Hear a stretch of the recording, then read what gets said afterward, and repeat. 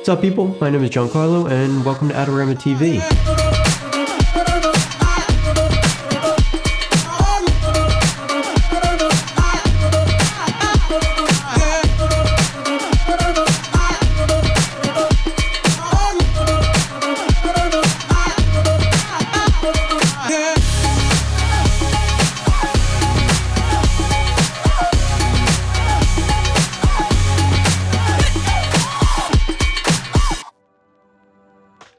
For those of you that don't know me, I am a cinematographer based out in Philadelphia. Coming from a background in the commercial space, branded content, documentary, and a little bit of narrative, I have a well-rounded experience working with bigger crews, smaller crews, big budget, medium budget, low budget.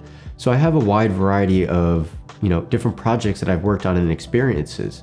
So really what I want to talk about today isn't the tech side of the products that I'm going to be sharing, but how I utilize them and how someone going from a huge production with a lot of crew can utilize these other tools in a more simple and really effective way, utilizing, just yourself essentially. Adorama TV graciously let me try out the Sony FX3 with the 24-70G master lens. They also allowed me to try the Aputure 1200D, Aputure 300D with the spotlight attachment. And I have to say that three combination right there, you can create some amazing looking footage with just those three things right there. So what I did to showcase this camera and these two lights was a little bit of a workout spec. And there really wasn't any purpose behind it other than to create really beautiful images, show what the camera's capabilities are, show what I could do with this lighting, but also show that all of this is capable with just yourself. So there really aren't any excuses anymore with not having enough crew, not having, the best equipment in the entire world, given the 1200D is Aputure's biggest and brightest light. But the FX3 isn't the Venice, it's not an Alexa, it's a really small mirrorless camera. And, for a lot of people that could be overlooked. I've had some experience shooting with this camera, so I was really excited to shoot with it again because it is really a mini cinema camera with all of the features that have been packed into this camera. The new S-Cine tone, the fact that you could shoot 10-bit 422 compression, and the fact that it is like 3 pounds, not even. Like, you could literally do so many different things with this camera that you really can't do with a huge, big, bulky camera, especially ones that I'm used to and ones that I'm holding all the time. Is I can't do a lot of things because of just the size. So having the option of having this little camera allowed me the flexibility to try these different camera movements, like just swing the camera around any which direction because I could. And I also, on a side note, I just came off of a feature film where we shot on a Sony Venice with Cooke S7 lenses, and this whole kit came out to be like 55 pounds or something like that. On set, we also had a Sony FX3 with G-Master lenses. So having the Sony FX3 on standby was crucial for us because instances where we didn't have the option of using a Steadicam operator, or if we needed to get a top-down shot in a quick time, we couldn't really get the Venice up there because it requires a lot of crew, requires a lot of gear, and it takes a lot of time to actually get it done properly and safely. So having the FX3, we were able to just throw it on a gimbal like that to get our tracking shot, and we were able to set it up as an overhead within 5 minutes. You could easily match the FX3 with the Venice, especially with the new color science built in. It is really a phenomenal tool now for filmmakers to give you the option to use something smaller and it still be a similar quality as something like the Venice. And it is also announced that the FX3 is Netflix approved now. And if that's not an indicator to how good this camera is and the capabilities, I don't know what is. So moving on from that, what I really want to talk about is what we did in this gym. Essentially, I created this kind of fake personal trainer documentary thing where I just shot some B-roll of her. And at the end, I also did a little bit of an interview. And the reason I did this is because I wanted to show the two capabilities of what these lights can do, essentially. So for the first sequence is a lot of dark B-roll, and that's really what I wanted to utilize this 1200D for. Having it being Aputure's brightest light, the most capable light of competing with the sun, I knew immediately that I really wanted to push it through a window to see if I can get a nice hard light. Mixing that with haze gave me a really awesome light beam. Now, you'll also note that I set up a 6x frame just to block out the sun. And the reason why I did this isn't just because it couldn't compete with the sun, because the 1200D can compete with the sun in a pretty good way, But at the same time, with the direction of the sun and where we were shooting, I didn't want to get any sort of hard light coming in multiple directions, one from my light and one from the sun. So I wanted to control the sun as much as possible, just so I was really focusing on the light coming from the 1200D. Without a doubt, even at high noon when the sun is bright, the sky, the ambient level outside is so bright, I was able to push so much light through that window with the 1200. It really registered as a nice hard light, and I was able to mix that with haze to really get a nice beam. In some instances that I've had in the past with a 120D or a smaller light where I wanted to push it through a window, it really couldn't compete with the outside ambient light, so it didn't really look like a hard light source coming through the window. So to get that beam, you really need a hard light that overpowers the ambient light outside, so it is the only light coming through the window. The Aputure 1200D is also one of their best products built-wise. It is built extremely sturdy, it is built really, really well. All of the cabling, everything has been upgraded to a better quality version to sustain this quality of light. And I also do have to say that we ran this thing for a couple hours in 90-something degree weather, and when we were done shooting and I turned it off, it was a little hot, but it wasn't overbearing like I had to wait 30 minutes to touch the light. So that's another great benefit of LEDs, is the fact that they don't get really hot, and even with all the power that this light produces, it doesn't get extremely hot because of the built-in fans and everything that goes involved in that. It doesn't get too hot. I also want to note, for anyone interested in the 1200D, you also need to pair it with a combo stand. This light does not work with a standard C stand. It has a junior pin, which means it needs to go in a junior pin receiver, so that only comes in combo stands. So moving on from the 1200D, I also had the 300D with a spotlight attachment. And I really wanted to use this because I thought it would be an interesting idea to kind of create some texture on the wall. Now, with this spec project, I wasn't really going for like so realism here. I was kind of going for some creative touches. I was just kind of experimenting a little bit. So with the Aputure 300 and the spotlight, I was able to design a shaft of light on the wall that kind of mimicked what the 1200 was doing, which gave some interest on the wall.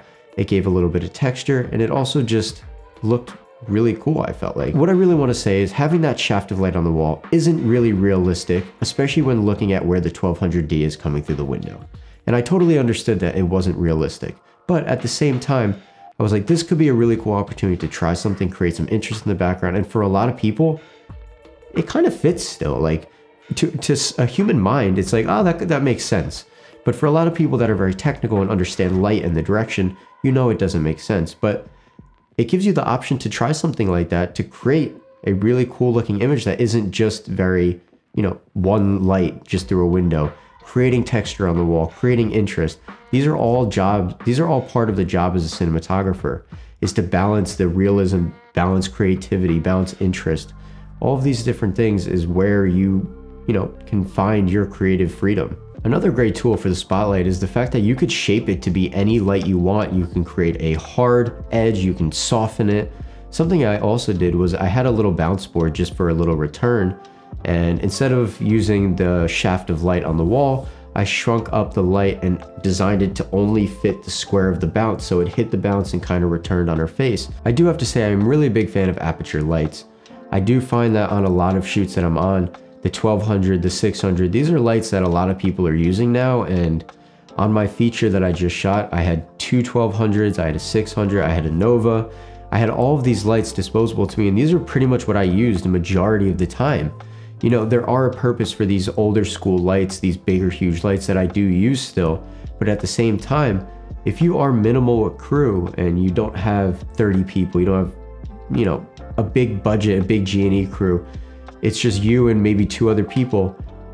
Aputure has designed these types of lights to be accessible to filmmakers that are in that type of environment. And yes, they're also for bigger crews, but for this, I was able to accomplish all of this by myself. So that's an example of if you're just with yourself, a friend, and someone else, you can really accomplish so much with these lights. So moving on to the Sony FX3, like I said, we had this as a B cam for the feature, and it was an amazing, amazing tool for us. And I also felt very similar with this GYM Spec.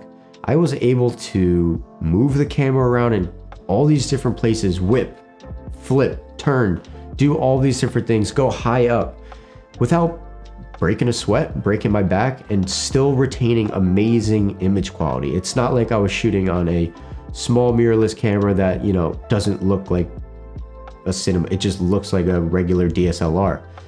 The FX3 is built to be a cinema camera. It's built to have cinema values, cinema color, all of these built-in things to make it represent that new cinema line from Sony, the FX3, FX6, FX9, the Venice. All of these products are in the same family, and the FX3 is no short of any of these other products. It is so good. It honestly blew me away the first time I used it. I was really surprised by it.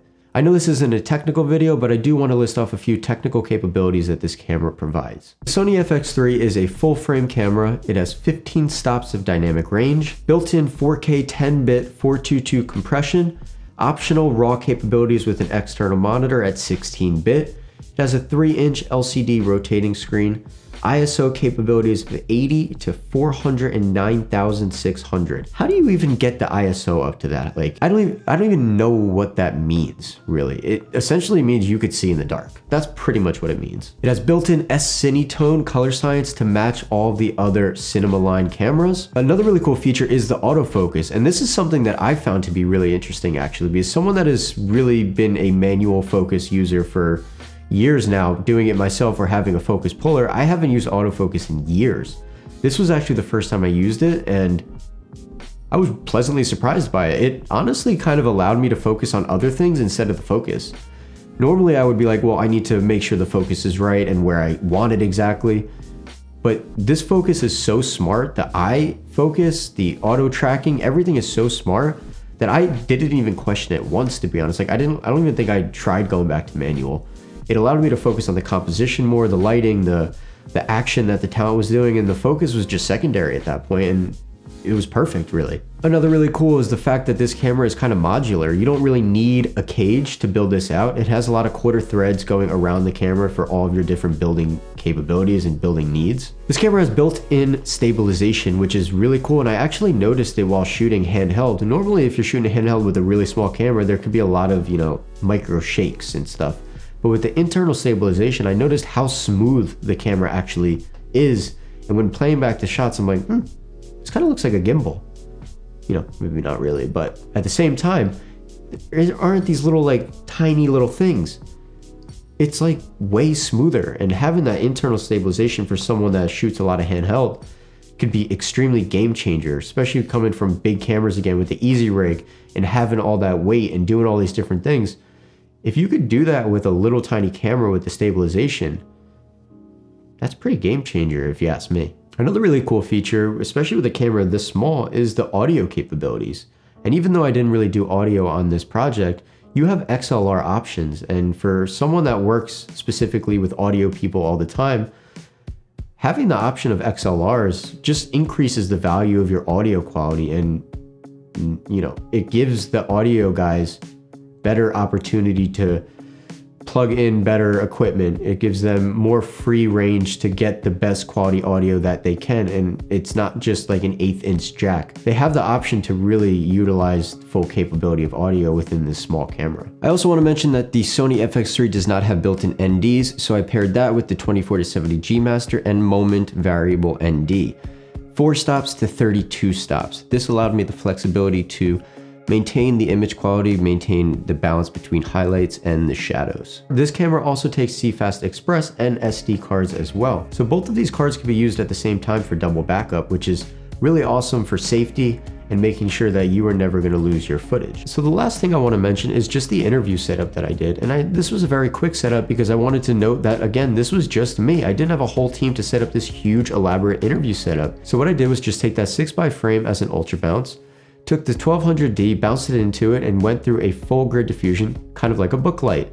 And essentially this acted as a key and also a bit of an ambient light throughout the entire room. I also kept the 300 and slash on the back wall to create some nice interest. And this essentially was exactly how I wanted this interview to look. Bit high key, a little bit of contrast, some nice shape, some texture on the wall.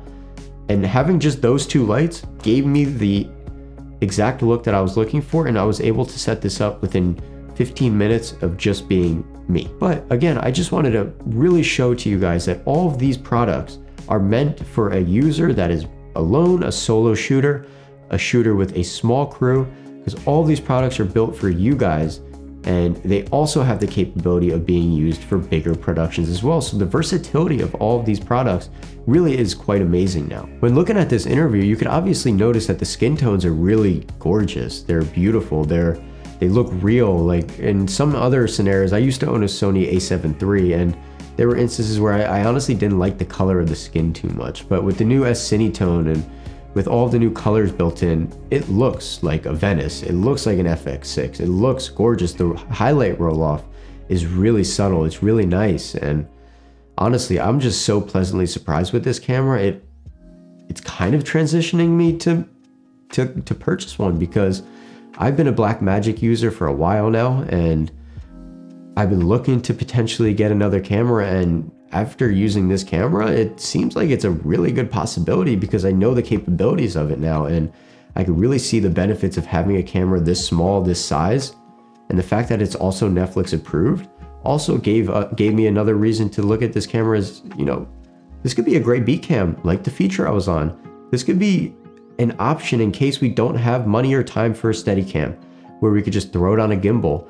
Technology now has allowed us to create amazing stuff and shorten the gap between the bigger productions and the smaller productions. So hopefully you enjoyed seeing a little bit of a breakdown of how I use the Sony FX3, the Aputure 1200D, Aputure 300D, and the Spotlight. I want to give a huge shout out to Adorama TV for allowing me the opportunity to try out some of this gear, create an awesome little project, and be able to talk to you guys about my experiences. Make sure to check the description below to see all of the links to the products used in this video. Also, if you want to stay in touch with me, my Instagram is @CarlosStigs, CarlosStigs. So that's it. Hopefully you enjoyed, and it's always a pleasure having the opportunity to speak to you guys. Until next time, have a great day. Peace out.